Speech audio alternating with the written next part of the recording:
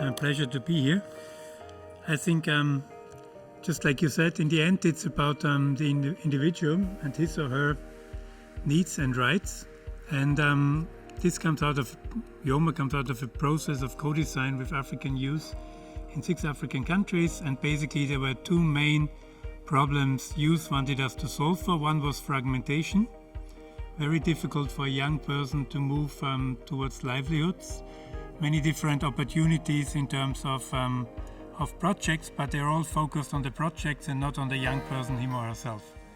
So then centrality of the individual and what he or she needs. And the second one is lack of opportunity. So that's what we are solving for and co-creating with young people, what is called the Youth Agency Marketplace. And in that is the term agency.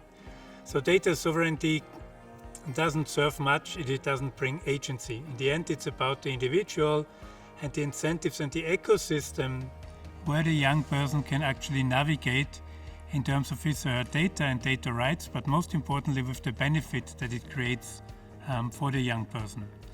So therefore the focus on agency, a focus on an ecosystem that has the individual at the center, and we solve for that with what we call the UID, the digital identity, in terms of also self-sovereign process and technology being used. But the important thing is not the technology, it's the values that the technology serves for. And so we went through a human-centered design process, but also through a value-based engineering process. So how can you actually put the individual at the center and make sure the technology supports the individual and basically supports his or her sovereignty? And we have now 350,000 young people on YOMA. There are different ecosystem partners.